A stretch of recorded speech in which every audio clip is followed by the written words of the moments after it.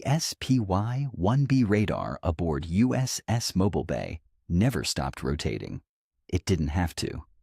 The phased array panels bolted to the superstructure had no moving parts, just 4,350 radiating elements per face, each one capable of steering a beam across the sky faster than any mechanical antenna ever built.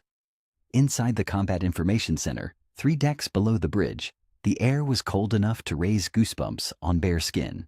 The Navy kept CICs at around 65 degrees to protect the electronics. The men just dealt with it. On the night of January 16, 1991, an Aegis weapon systems operator sat in that refrigerated darkness, watching the largest air operation since World War II take shape on his console.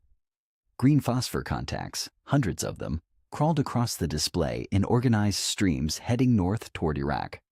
Coalition strike packages, F-15Es, F-111s, Tornadoes, A-6 Intruders, all feeding into corridors that had been planned for months. The SPY-1B was tracking every single one of them simultaneously while also scanning for anything coming the other way. The system had been designed to handle exactly this kind of saturation environment, sorting friend from enemy across a hemisphere of sky without dropping a single track. The night of January 16th proved the design right, but the operator wasn't watching the friendlies. He was watching the gaps, the empty airspace over western Iraq and the bases near Basra, where intelligence said the Iraqi Air Force kept its Mirage F-1s. Those were the aircraft that mattered. The MiG-29s were overmatched, and everyone knew it. The MiG-21s belonged to a previous generation of warfare. The Mirage F-1 was the problem. French-built, export-configured, wired to carry one of the most dangerous anti-ship weapons on the planet. The AM-39 Exocet. Saddam Hussein's military had purchased the missile specifically to kill ships. Iraq operated roughly 50 Mirage F-1 EQs, and a subset of those, the EQ-5 variant, had been modified during the Iran-Iraq War for a single purpose: maritime strike. They'd used them against Iranian oil tankers and naval vessels throughout the 1980s with devastating effectiveness. On May 17, 1987, one of those same Exocet-armed Mirages had put 2 missiles into the frigate USS Stark, killing 37 American sailors. The Stark's crew never saw the attack coming. Its radar operators failed to identify the inbound aircraft as hostile. Its Phalanx close-in weapon system was not set to automatic. The missiles struck the port side and nearly sank the ship. 4 years had passed since the Stark. The Navy had not forgotten. Captain James Perkins, who commanded the Aegis cruiser USS Bunker Hill during Desert Storm, later described the threat assessment bluntly. The Exocet was the weapon we feared most. He didn't mean a ballistic missile or a mine. He meant a sea-skimming cruise missile launched from a fast jet that could drop below radar coverage and ripple fire from 40 miles out. The geometry was terrible for a defender. An Exocet at terminal approach flies between 10 and 15 feet above the waterline at just under the speed of sound. From detection to impact, a ship might have 30 seconds, maybe less. The carriers knew this. USS Midway and USS Ranger were operating in the Persian Gulf itself, the Northern Gulf, where the water was shallow and the operating box was tight. Theodore Roosevelt, America, and John F. Kennedy held stations in the Red Sea and the Gulf of Oman. Every one of them had Aegis cruisers or destroyers riding shotgun. Mobile Bay was one of them. Her job was straightforward in concept and terrifying in execution: find the Exocet before it found the carrier and kill it. The SPY-1B could detect a fighter-sized target at ranges exceeding 150 nautical miles. An Exocet at sea-skimming altitude was a much harder problem. Smaller radar cross-section, lower altitude, surface clutter masking the return. The engagement window compressed to almost nothing if the missile got close. Everything depended on detecting the launch aircraft early, tracking its profile, identifying the moment of weapons release, and then having a standard missile already in the air, racing toward the intercept point. The whole kill chain had to execute in minutes, sometimes less than minutes. That green scope in CIC was the first line of defense for 5,000 sailors on a carrier who would never see the missile that killed them. We designed it to fight World War III, Rear Admiral Wayne Myers said in a 1988 interview. He wasn't being dramatic. Meyer had spent the better part of 2 decades shepherding the Aegis program from a set of impossible requirements into the most sophisticated naval combat system ever fielded. By 1988, he'd said it so many times the words came out flat. The system existed because the Soviet Union had figured out how to kill aircraft carriers. The math was ugly. By the mid-1960s, Soviet naval doctrine centered on saturation attacks, waves of anti-ship cruise missiles fired simultaneously from submarines, surface ships, and long-range bombers like the Tu-22M backfire. The idea was to overwhelm a carrier battle group's defenses with sheer volume. 30, 40, 60 inbound missiles arriving within seconds of each other from multiple bearings. The existing fleet defense systems couldn't cope. The AN/SPG-49 and AN/SPG-55 radars guiding the Navy's Terrier and Tartar missiles could only illuminate 1 or 2 targets at a time. Against a coordinated Soviet strike, that was like trying to stop a hailstorm with a tennis racket. The Advanced Surface Missile System, later renamed Aegis after the Shield of Zeus, began as a response to that specific nightmare. RCA, which would later become part of what is now Lockheed Martin, won the contract in 1969.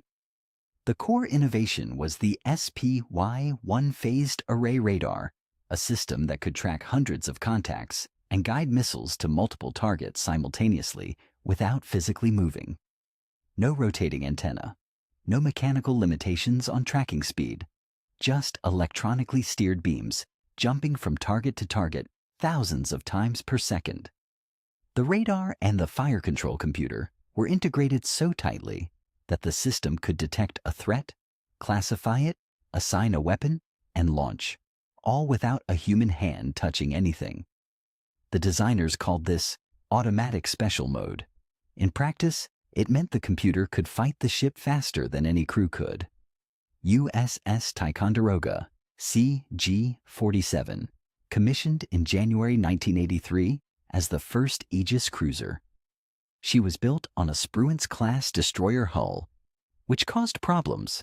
The superstructure was top-heavy with the SPY-1 arrays, and the ship rolled badly in heavy seas. The Navy knew this was a compromise. They needed Aegis at sea faster than they could design a perfect hull for it, so they accepted the trade-off, bolted the most advanced radar system in the world onto a hull that wasn't really built for it, and sent her out. By 1990, the Navy had 18 Ticonderoga-class cruisers in service or nearing completion. The later ships, starting with CG-52 USS Bunker Hill, carried the improved SPY-1B radar and the Mark 41 vertical launch system, which could ripple-fire standard SM-2 missiles from 122 cells at a rate that would have seemed absurd a decade earlier. These were the ships that deployed to the Persian Gulf. There's an odd footnote here. Much of what's publicly known about early Aegis performance testing comes not from official Navy releases, but from a 1983 Government Accountability Office report that was classified, then partially declassified in 1991, then reclassified, then declassified again in 2003, with different redactions than the first time.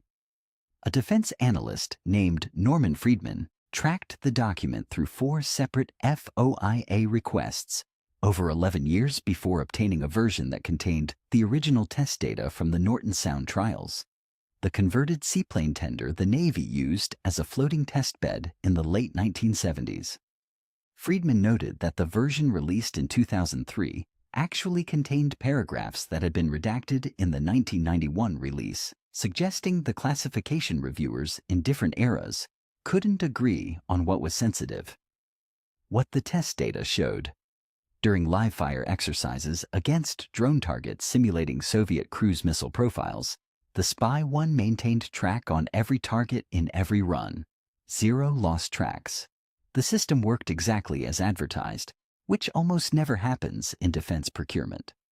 The Exocet was, by comparison, a less demanding problem.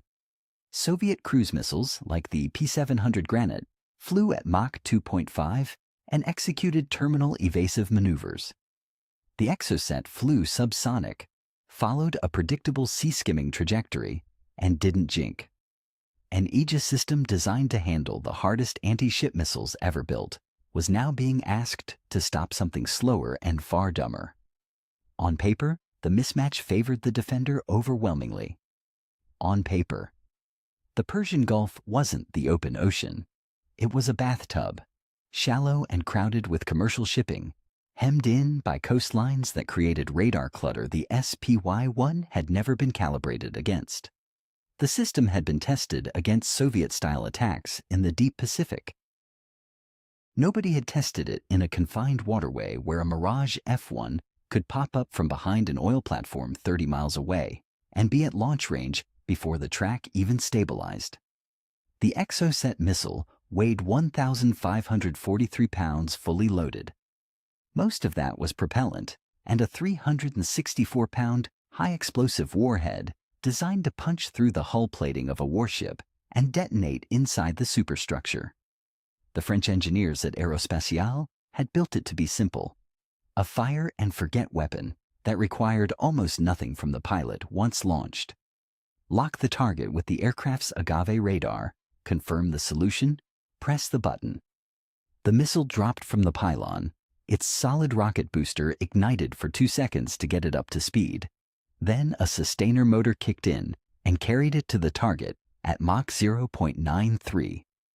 During the terminal phase, it descended to somewhere between 10 and 15 feet above the wavetops, too low for most shipborne radars to track reliably against sea return. The whole flight, from launch to impact at maximum range, took roughly 3 minutes. The ship being targeted would have considerably less warning than that. Iraq first purchased the AIM-39 Exocet in 1977 as part of a massive arms package from France that included 36 Mirage F-1 EQ fighters. The deal was worth over $2 billion. France was Iraq's second-largest arms supplier after the Soviet Union, and the relationship was transactional in a way that made Washington uncomfortable and Paris wealthy. By 1981, Iraq had taken delivery of enough Mirages and Exocets to stand up a dedicated maritime strike squadron at Sheba Air Base, south of Basra. The pilots selected for this unit were considered among the best in the Iraqi Air Force, not because Iraq had a particularly deep bench of talent, but because the maritime strike mission demanded a specific kind of flying that most Iraqi pilots had never trained for. Low altitude, over water, often at night. The profile went like this. A Mirage F-1EQ-5 would launch from Shaiba, carrying a single Exocet under the center line and a drop tank under each wing. The pilot would descend to 150 feet or lower before crossing the coastline, flying over the Gulf at speeds around 550 knots. At approximately 45 miles from the target, just beyond the estimated detection range of the victim ship's radar, the pilot would pop up briefly to 500 feet, activate the agave radar for a fast sweep, acquire the target, lock, fire, then dive back to the deck and turn away. Total time with the radar emitting, 8 to 12 seconds. The entire attack was designed to minimize the window in which the launching aircraft could be detected and engaged. Iraqi pilots practiced this profile extensively during the Iran-Iraq War, flying hundreds of sorties against tanker traffic in the Northern Gulf between 1984 and 1988. The results were effective enough to change the war's economics. Iraq struck at least 115 ships during the so-called tanker war, and the Exocet accounted for a significant portion of those hits. Iranian oil exports dropped, and insurance premiums for Gulf-bound tankers skyrocketed. The international shipping industry, which had largely ignored the Iran-Iraq conflict, suddenly cared very much. Iraqi Mirage pilots learned their trade against real targets in real combat conditions. Peacetime training doesn't produce that. One of those sorties hit the USS Stark on May 17, 1987. The details of that attack are worth examining closely because they reveal exactly how the Iraqi maritime strike profile worked in practice against an American warship. The Mirage pilot, whose identity has never been officially confirmed by Iraq, launched 2 Exocets from approximately 22 miles out. The Stark's SLQ-32 electronic warfare system detected the Mirage's Cyrano 4 radar emissions, but the operators classified the contact as a routine Iraqi patrol. No defensive measures were taken. The first Exocet struck the port side at the waterline and failed to detonate, but its residual propellant ignited a fire. The second Exocet hit almost the same spot seconds later and did detonate. 37 sailors died. The ship listed so severely that the crew prepared to abandon her. An odd detail about how the Stark investigation record survived: the Navy's official inquiry produced a 160-page report that was classified and distributed to a handful of commands. Portions were leaked to the Washington Post within weeks, but the complete report, including the minute-by-minute radar track reconstruction, wasn't formally declassified until 1992, and even then only because a congressional staffer named David Lyles physically walked the declassification request through the Office of Naval Intelligence after it had sat unanswered for 9 months. Lyles later told a Naval Institute oral history project that he'd been told 3 separate times the document didn't exist before locating it in a filing cabinet at the Washington Navy Yard. The radar track data in that report confirmed something the Navy had been reluctant to say publicly. The Stark had nearly 4 minutes of warning before impact and did nothing with it. 4 minutes is an eternity in missile defense. An Aegis cruiser could have engaged and killed both Exocets in that window with time to spare. The Stark was not an Aegis cruiser. She was an Oliver Hazard Perry-class frigate with a single-arm Mark 13 launcher and a radar suite that belonged to the 1970s. So the question facing the Navy in January 1991 was not whether the Exocet worked. The Stark had answered that. The question was whether those pilots, flying that same profile against ships that knew it was coming, could still get through. What did the first hours actually look like from the Iraqi side? At Shaiba Air Base, the answer was chaos. Coalition aircraft hit Iraqi airfields starting around 3 a.m. local time on January 17th. F-117s struck command bunkers and communications nodes first, then waves of Tomahawk cruise missiles, fired from those same Aegis cruisers now standing guard over the carriers, began cratering runways across southern Iraq. The Iraqi Air Force had dispersed its aircraft into hardened shelters weeks earlier, anticipating the strikes. The shelters saved the airframes, but the taxiways were torn up, the fuel depots were burning, and the centralized command structure that Iraqi pilots depended on for mission tasking was, within the first 90 minutes, functionally gone. Some Iraqi pilots launched anyway. The records are incomplete on exactly how many Mirage F-1 EQ-5s got airborne in the first 48 hours. Coalition intelligence estimates at the time ranged from 4 to 8 maritime configured sorties. Post-war analysis by the Gulf War Air Power Survey, a 1,000-page study commissioned by the Air Force and completed in 1993, settled on a lower number but acknowledged significant gaps in the data. What is confirmed? At least 2 Exocet-armed Mirages attempted to execute the anti-ship profile against coalition naval forces in the northern Persian Gulf.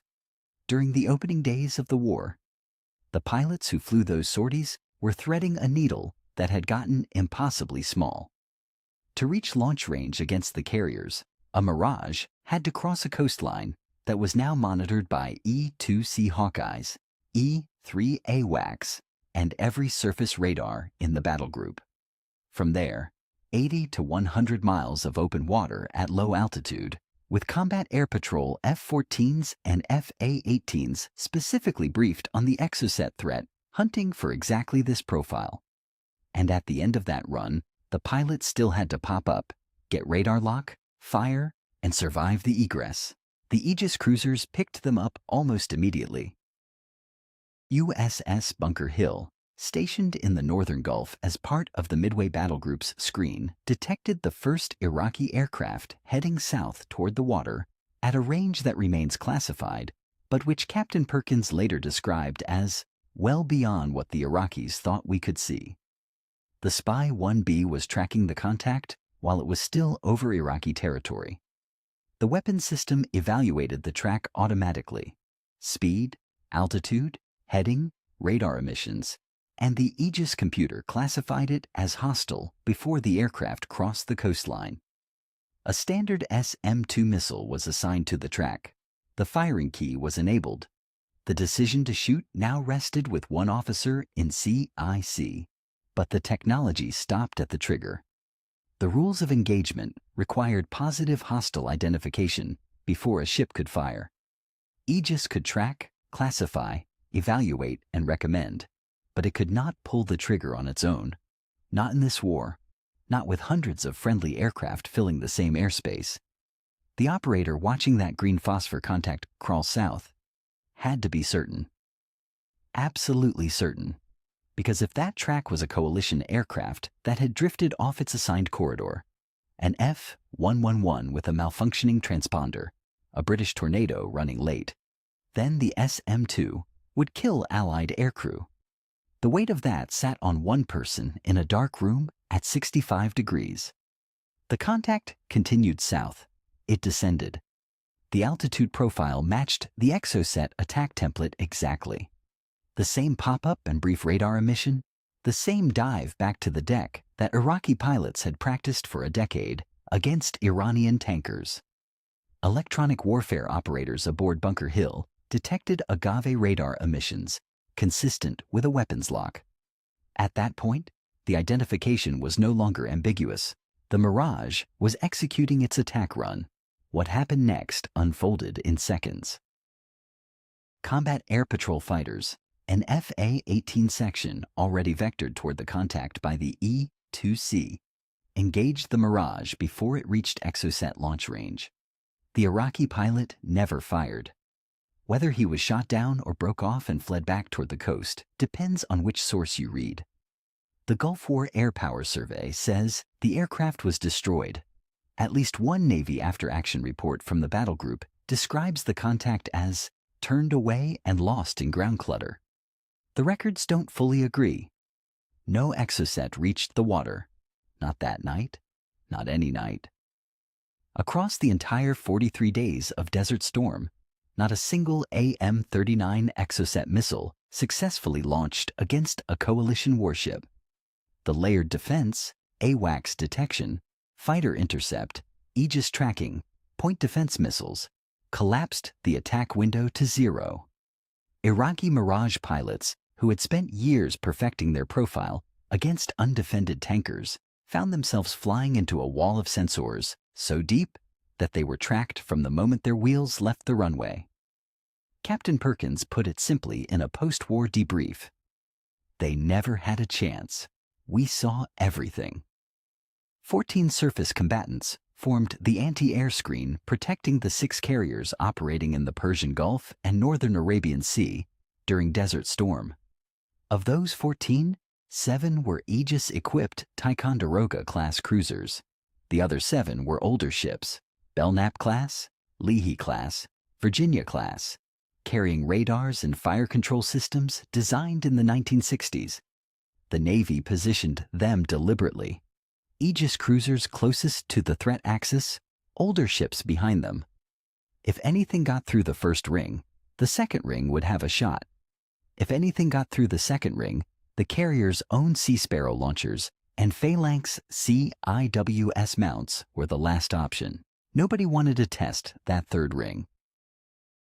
The air picture inside CIC on an Aegis cruiser during the first 72 hours of Desert Storm was the densest any of those operators had ever worked. Over 2,000 coalition aircraft sorties launched in the first 24 hours alone. Every one of those aircraft appeared on the Spy 1B display as a contact requiring identification, tracking, deconfliction against the threat picture, and constant attention from operators who were already saturated. An F-15E returning from a strike mission at low altitude on an unplanned route looked, to the radar, exactly like a Mirage F-1 inbound with an Exocet. The electronic identification tools helped. IFF transponders, known flight corridors, AWACS correlation, Link 11 data from other ships. But the sheer volume of air traffic in a confined space created a problem no peacetime exercise had come close to replicating. One former fire controlman from USS Lady Gulf described the scope as a snowstorm with maybe 2 or 3 flakes trying to kill you. Nothing got through. Between January 17th and January 24th, Aegis cruisers in the northern Gulf detected and tracked every Iraqi aircraft that approached the maritime boundary. The exact number of intercepts remains partially classified, but declassified portions of the Commander Naval Air Force's Pacific After Action Report reference at least 5 separate instances where Iraqi aircraft were tracked inbound on profiles consistent with anti-ship missile attacks. In each case, the sequence followed the same pattern. SPY-1B acquired the contact at long range while the aircraft was still over land. The Aegis weapon system correlated the track with AWACS data and electronic intelligence from the ES-3A Shadow surveillance aircraft operating from the carriers. The track was classified as hostile. A standard SM-2 was assigned. And then, every single time, the cruiser's tactical action officer vectored combat air patrol fighters onto the contact rather than firing the missile. This was deliberate. The fighters could visually identify the target before killing it. The SM-2 could not. In an airspace that crowded, visual identification was the only way to be certain. Certainty cost time. Every second spent confirming identity was a second the Iraqi pilot spent getting closer to launch range. The margin between intercepted before launch and Exocet in the air was sometimes measured in single-digit miles. On January 24th, the margin almost disappeared. A pair of Iraqi Mirage F-1s launched from Al-Asad Air Base, not Sheba, which was by then barely functional, and headed south at low altitude. The route was different from previous attempts, angling east toward the Kuwaiti coast before turning south over the water. USS Princeton, an Aegis cruiser operating northeast of the carrier Midway, picked up the contacts and began tracking. The flight profile was wrong for a standard patrol. Both aircraft were descending through 200 feet, accelerating, maintaining radio silence.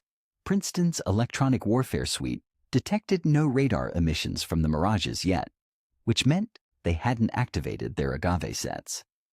They were still in the ingress phase, running silent, saving the radar burst for the final moments before launch. Princeton's TAO requested immediate fighter support. The E-2C Hawkeye controlling the sector had a section of A-18s from VFA-81, the Sunliners, already airborne and within range. The Hornets turned north. What followed took less than 4 minutes.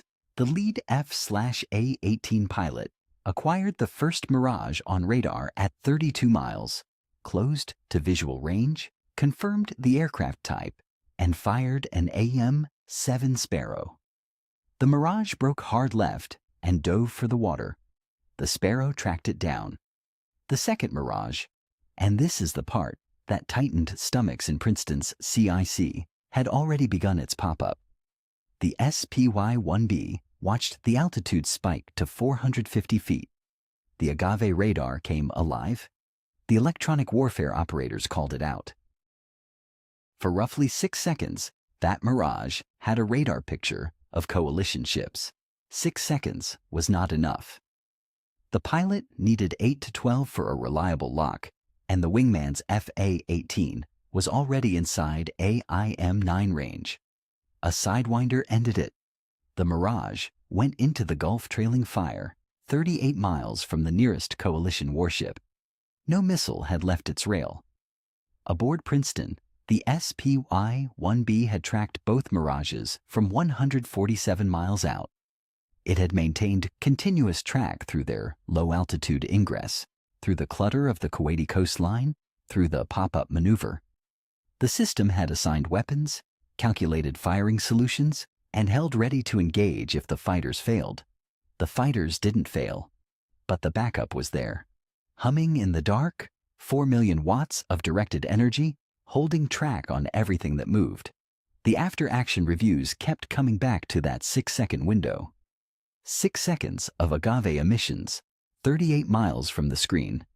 If the pilot had been faster, if the Sparrow had missed the lead Mirage and forced the wingman to break off his intercept, the math changes.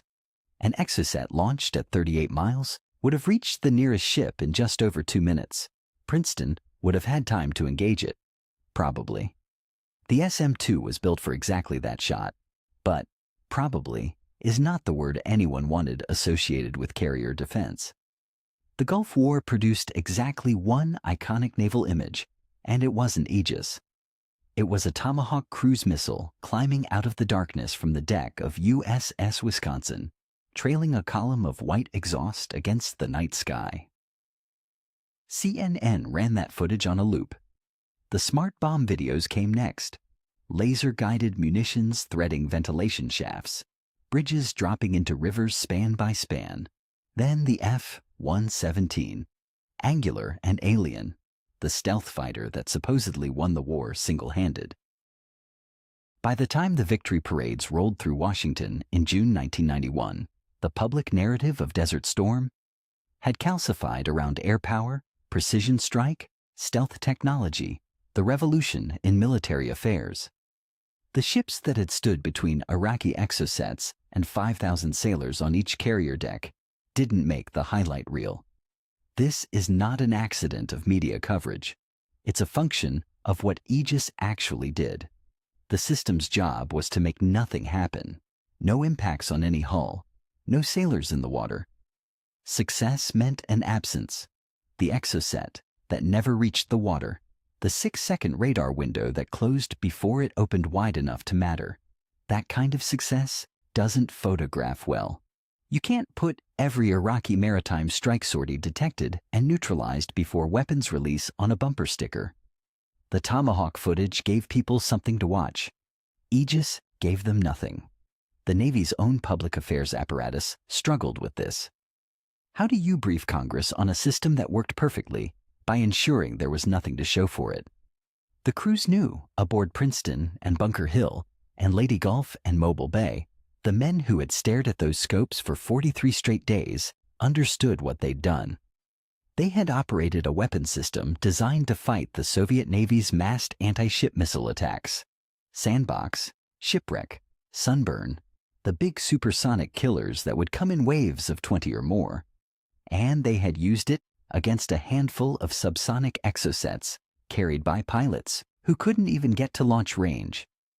The system was overbuilt for the threat by an almost absurd margin, a sledgehammer to swat a fly. But that framing misses something important. The SPY-1B didn't know the threat was small. The operators didn't know in the first hours whether Iraq would launch 2 Mirages or 20. Intelligence assessments before the war estimated Iraq possessed between 50 and 80 remaining Exocet missiles. The possibility of a coordinated saturation attack, multiple Mirages launching simultaneously from different vectors, timed to overwhelm the combat air patrol and force the cruisers into autonomous engagement, was briefed as a realistic scenario. It never materialized, partly because coalition airstrikes destroyed the coordination capacity on the first night, partly because Iraqi pilot attrition made massed launches impossible by the end of the first week. The defense held against what came. Whether it would have held against what could have come is a question the Navy has been gaming in simulations ever since. The Soviets watched Desert Storm closely. So did the Chinese. Both drew conclusions about American naval air defense that shaped their weapons programs for the next 3 decades. The Russian P-800 Onyx, the Chinese YJ-18, the hypersonic scramjet designs that started appearing in intelligence briefings around 2010. All of these were built explicitly to defeat Aegis, not to match the Exocet, to overwhelm the system that had made the Exocet irrelevant. The Cold War radar shield that Wayne Myers spent 15 years building became, in the years after Desert Storm, the benchmark that every potential adversary designed against. 3 days after the war ended, USS Princeton struck an Italian-made manamine in the northern Gulf. The blast buckled her hull, knocked her SPY-1B radar offline, and injured 3 sailors. The ship that had tracked Iraqi mirages from 147 miles out, that had held firing solutions on contacts her crew couldn't even see with binoculars, was nearly sunk by a device that cost roughly $25,000 and floated just below the surface. Phased array radar couldn't do anything about a mine. Princeton was towed to Bahrain for emergency repairs. The damage assessment team found cracks in the superstructure running 18 feet along the port side. Her combat systems were non-functional. The ship that had been the forward eyes of the Midway Battle Group was blind. The after-action report classified the mine strike as incidental to combat operations, post-cessation of hostilities. The Aegis system's performance during the war itself was graded in the same report as